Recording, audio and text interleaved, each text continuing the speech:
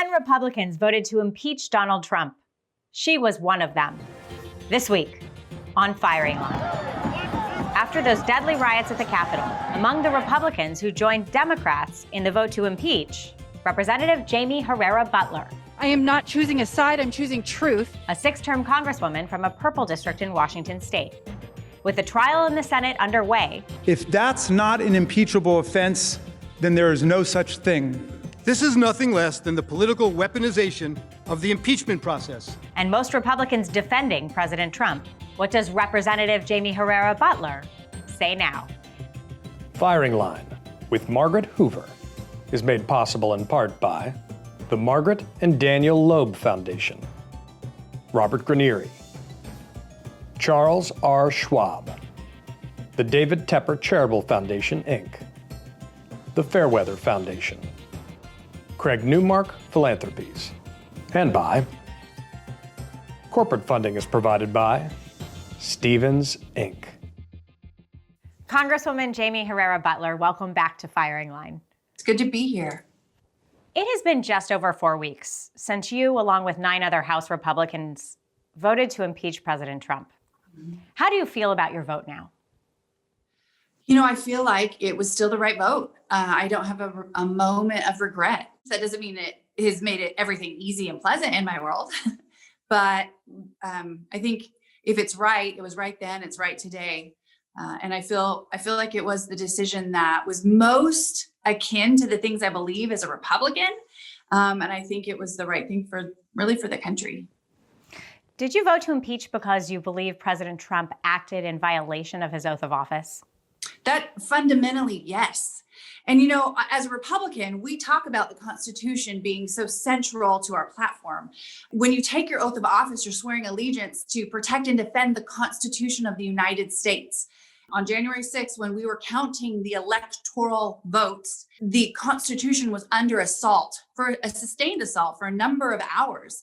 And the president played a role in inciting it. But I also believe it, you know, for those people who say he didn't, I would say, look at the things that he did during that 3+ hours. And I think that speaks to his motives. He spent time calling senators, asking them to further delay the counting.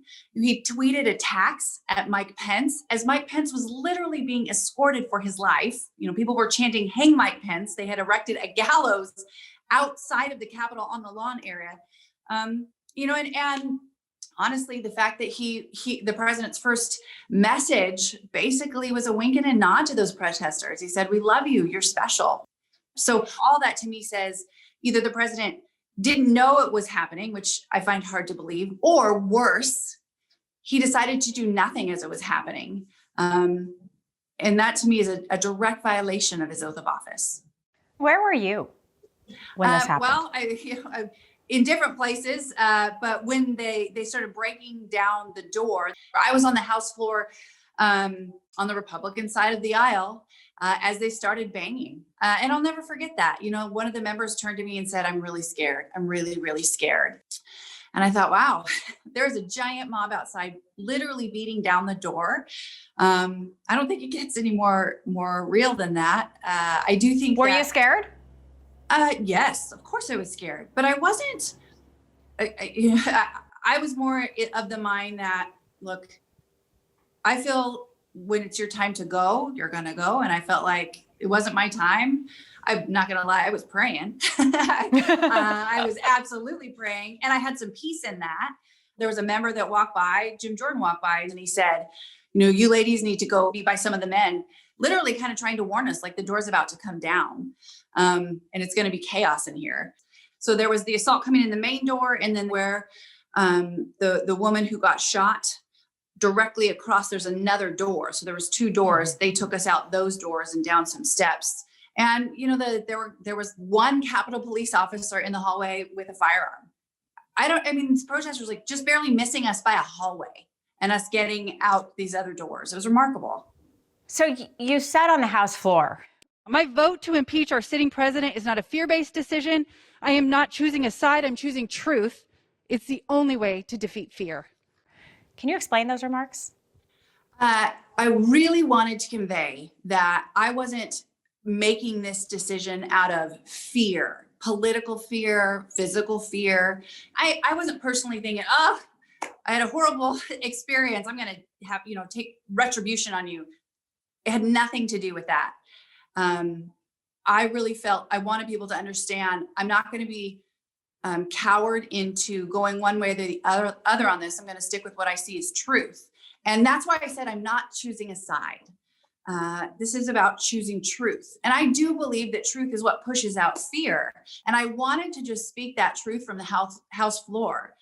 Like, come what may, the truth is the president had incited this riot and he did nothing to stop it. And that's a violation of his oath. That's impeachable. If it was a Democratic president, I would have felt the exact same way. In fact, I would argue that there are a number of my colleagues who would have possibly seen it that way as well. 139 of your Republican colleagues in the House continued to object to the election results, even after the riots. What do you say to them?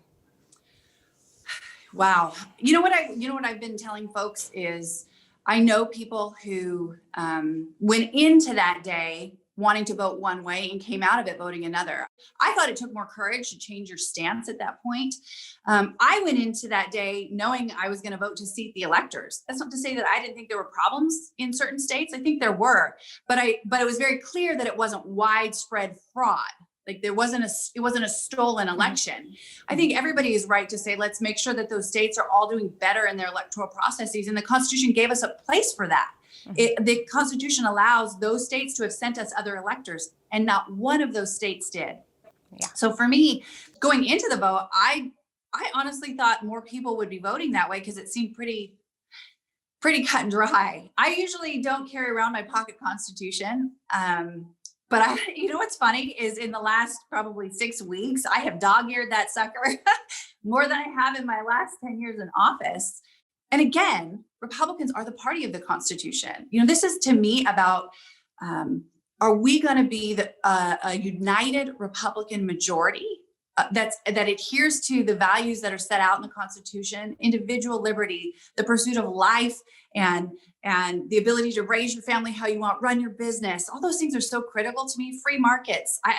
That's part of why I am a Republican. Are we going to be a party that's united around those ideas? Are we going to be a long-term minority dedicated really to the personality of one person? I say no to the latter. Congresswoman, your district is in southwestern Washington, and the chair of the Clark County Republican Party, a county you represent, said, quote, "I can guarantee you she is going to have a primary opponent." What's your response? I'm not going anywhere. I'm definitely going to be running for re-election. I understand that they're frustrated. I also should say it's not the first time that county party has taken issue with me. They've censored me before. So it's not like, this wouldn't be your first primary challenge. This would be my first primary challenge, and won't be my first rodeo with people on the extreme right. I'm as conservative, this is the irony to me, is I'm as conservative as it gets. I was homeschooled for a majority of my education. I'm pro-life. I've never voted to raise taxes at any level, and I won't. So actually, I haven't strayed on this. So you said earlier that, even though you don't regret your vote, you can't say that it's been pleasant. What did you mean? Oh my goodness. You think about any place that you're at, whether it's in your work or your church or your kids' school, your team, so to speak, is where you get some of your, support, right? You expect incoming fire from the other side. You're ready for it. And the team rallies around you. Friendly fire is the worst. So your team is not rallying around you right now? I would say, surprisingly, some are, some aren't. I'm more speaking to those people who I know better.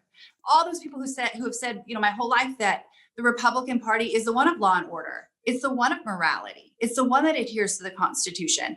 I've had many of those people reach out and say, how could you do this to Donald Trump? And my response is, this isn't about Donald Trump. This is about my own oath to the Constitution. And those people know better.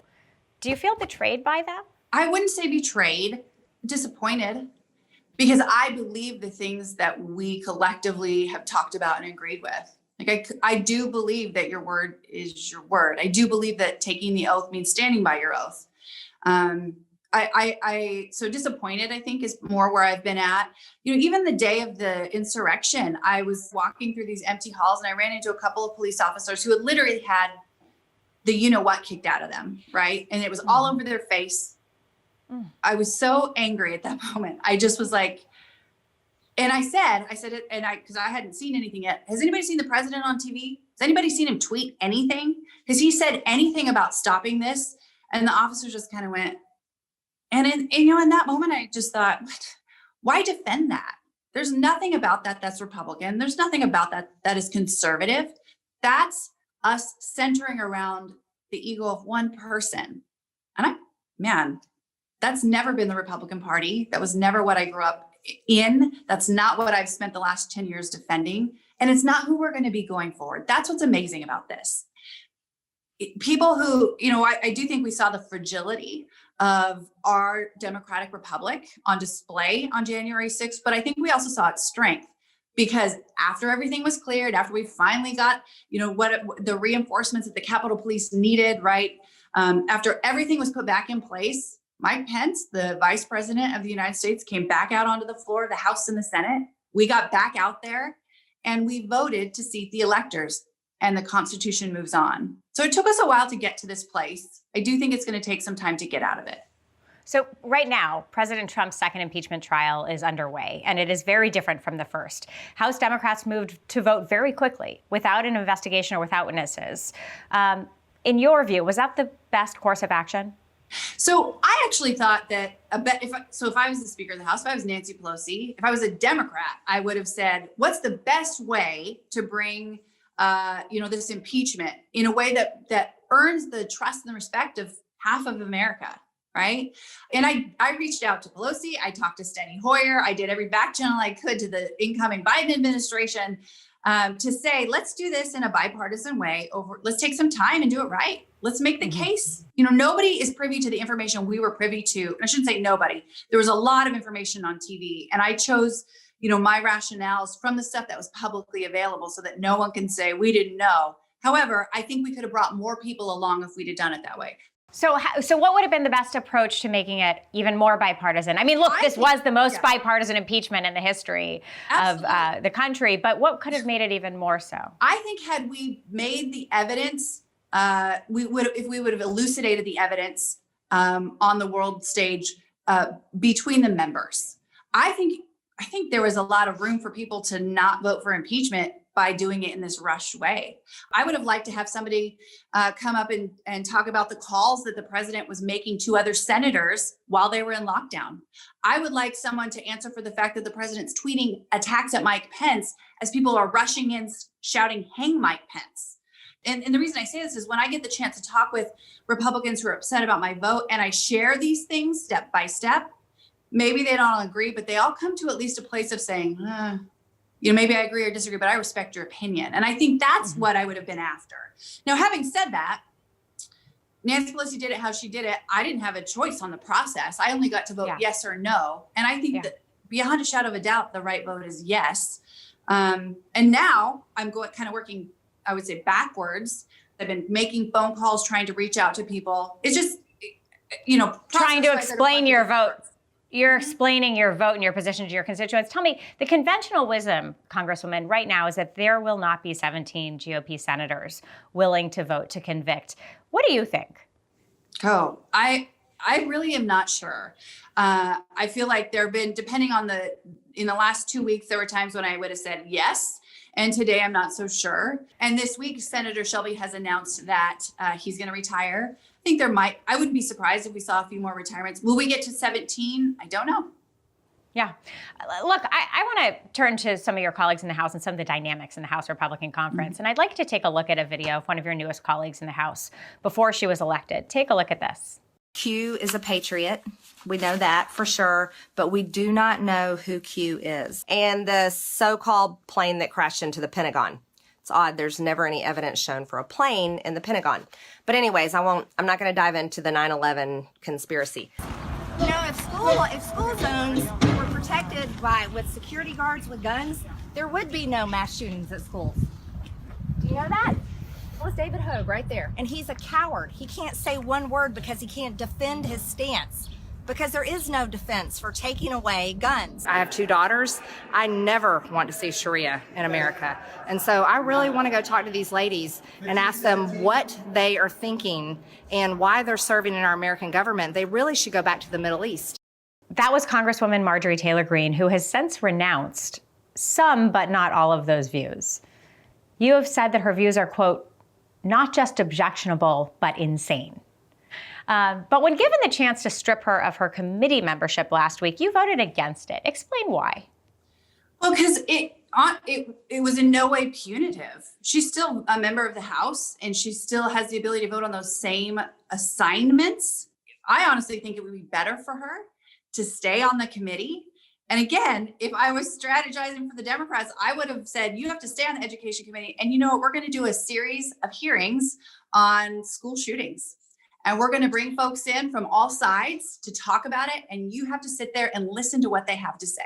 And you can defend your own ideas. I don't understand why we're so afraid to, I think, speak truth to her, right? Yeah.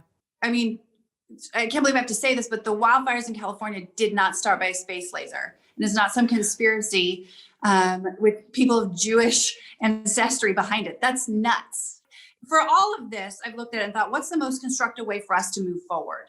I do think that when you step into that place where opposing teams are saying who gets to be on what committee, you're opening up a Pandora's box. I guarantee you, when Republicans get the majority back, there's going to be a whole people with a whole list, and they're going to go after all these Democrats. And I think so. Then we end up in this place where we're doing nothing but shooting at each other. And I just think there was a better way to do that.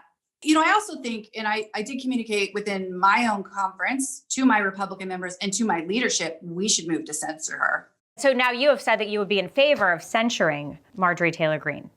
Tell me, do you have confidence in Kevin McCarthy as a leader in dealing with this fringe faction within your conference? I really believe that the way we look at this needs to be what moves us forward. So I'm not going to pick apart members of the Republican leadership based on what I think they should do, but I have taken it upon myself to communicate with them. I think Republicans should censor her. I think it's a missed opportunity to demonstrate we're rejecting QAnon. Time will tell whether the Republican leadership agrees with me or not. Do you think there's support within your conference to censure her? There is. I don't know how widespread. I know members would, because some have called for it. Representative Liz Cheney is the 3rd highest ranking Republican in the House of Representatives, and she voted to impeach Donald Trump. 61 Republicans voted anonymously to remove Liz Cheney from her leadership post, and only 11 Republicans voted to strip Representative Marjorie Taylor Greene from her committee assignments. What do you say to those who have the perception that Marjorie Taylor Greene has more support within the conference than Liz Cheney? I think it's hard to base who has real support based on secret ballots. I really do. I will tell you, so voting to impeach was obviously very public. And that's why I think you saw a smaller number. I just keep coming back to this actually isn't about Liz Cheney or Marjorie Taylor Greene. This isn't about either of those women or even Kevin McCarthy. This is whether or not the broader Republican Party is going to say, we're not QAnon. We're not cool with Proud Boys. We're not white supremacists. And we're going to reject those things and the party of the personality of one man. And that's ultimately when I look at all of this, I think, how can I help move that forward? There are Republican voters who maybe don't know better, who bought into some of this stuff. How do I help bring those back to rally around the principles that are the Republican Party? You know, we've talked about limited government, low taxes, free enterprise, life. That's what I'm interested in. If this isn't about Marjorie Taylor Greene, you know, to what extent are you concerned, Congresswoman, that she represents actually a larger problem within the Republican Party, sort of more broadly, that there is an ascendance within the GOP state parties, maybe even within the RNC committee membership, of the prevalence of conspiracy theories and this paranoid style of American politics? Are you concerned that she actually is just the tip of the spear? I think the thing I'm concerned about is that there are a lot of people out there who either don't know the truth or reject it. You know, I up until this last week, I don't know that I've said her name. I have no intention to dive into the personal politics of Marjorie Taylor Greene. I have every intention of speaking to the 74 or so million Americans who voted for Donald Trump, some of whom really do want to move on. I'm trying to speak courage to those folks. Look, and that's part of why my impeachment vote was so important. It was to say, look, we're done with this and join us. We're not going to stand for being conspiracies and fear mongers and liars. Done with that. And I do believe most people will get there because the whole reason they're engaged is because they love the country, right? Now, fear, I think, has motivated a lot of people, and the left does it too. You know, I have said to a number of my Democratic colleagues who said, congratulations on your vote. And I say, thank you for that. Now go speak truth to your team. And if we do that together, maybe we can get back to a place where the American people will trust what we say, and we can move forward as a nation, and we can debate the merits of tax policy and healthcare policy. I can't wait to get back to where it's two strong parties, not hating people or hating each other, but speaking truth and debating the best policy to support and serve the American people. In 1966, William F. Buckley Jr., who was the host of Firing Line for 33 years, was asked a question about extremism in American politics. Take a quick look at this clip. The Republican Party has taken official action to rid itself of what it considers the extremist influences, specifically the John Birch Society. Now, as a Republican, do you support such action? The Republican Party has never conceded that it is influence, so how can it remove something that never existed in the first instance? What certain Republican officials have consented to do is to state publicly that they do not seek the support of the John Birch Society, which in a sense is a venture in redundancy, because I don't see that it was ever clear that they did seek the support of Mr. Robert Welch. The support of Mr. Robert Welch being, as we all know, a negative asset in terms of modern politics. I mean, Buckley has gotten a lot of credit because he essentially called out the extremism on the right. And one of his biographers said he pointed out that the John Birch Society was, quote, outside the parameters of what responsible conservative opinion is. Who is standing up for what responsible conservative opinion is right now? There's a lot of people, believe it or not. Some are elected officials. You know what I've really been pleased to see is people who are a part of the evangelical church leadership. Not all of them, but a number are standing up and saying, wait a minute, this isn't who we say we are. This isn't right. You know, I had a letter from a constituent who was upset with me about my impeachment vote, so upset. And I was able to respond to him and give him my rationale. He wrote back and said, well, okay, I trust you. That was gold to me because it means that people want the truth. And so if we're willing to stand up and say it, more people will hunger for it and we'll get where we need to go. I'm, you know, as much as this last 6 weeks have not been the most pleasant for anybody, the last year hasn't been the most pleasant for anybody. It's been horrible. I still have hope in this institution. And I really believe I'm not leaving my party. I want to, you know, I should mention this. The young Republicans put out a letter a couple weeks ago, simple little letter that these teenage Republicans thought, we're going to make this public. And it said, we're not the party of QAnon. We renounce these crazy conspiracy theories. And I loved it because it means that the next generation is going to be stepping into these shoes to lead in truth. And I do think that there's hope. I think we're going to move in the right direction. It's just painful now. You're considered one of the most bipartisan members of the House of Representatives. President Biden ran on a campaign of unity. How's he doing? Time is starting to show us. I actually think he really could have done an amazing thing by stepping forward and telling Nancy Pelosi to wait on impeachment, to do it in the way I described earlier, right? And truly extend a hand to the other side and say, come with me. And he missed it. That was disappointing. However, I think, you know, another chance would be around this COVID package. And here the Biden administration is saying, well, I'm looking at almost a $2 trillion bill and I'll go it alone if I have to. My message to them would be, don't do that. Set your term off right by demonstrating a willingness to do the hard thing, which is do it right. Bring others aboard, bring them along. That's leadership. I can tell you, it is hard to bring people out of a place where they disagree with you to where they agree with you. I'm walking through it every day right now. So you're saying don't use budget reconciliation? I think it's a mistake. I would also point back to when Republicans tried to use reconciliation for the Obamacare repeal. And because of the constraints of it, it means you're not going to do it right. That was one of the reasons I voted against that bill, because it left out all of the things that were going to make healthcare better, which was what our promise was. I would say the same to Democrats. Don't make that mistake, because look what happened. We ended up doing nothing, and healthcare's still in a terrible place. Yeah, so I just think it's a missed opportunity. But we'll see. Maybe he'll switch gears. I don't know. All right.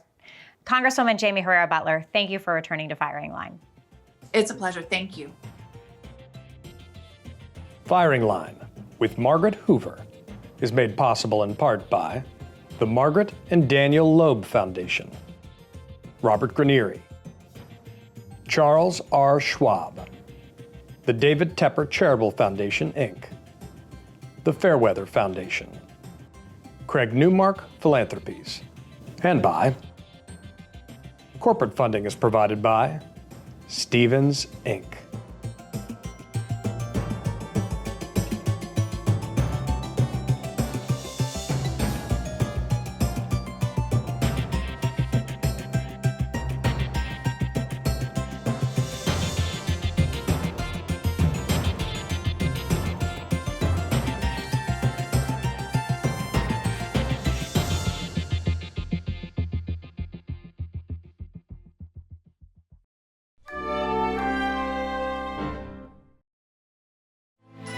You're watching PBS.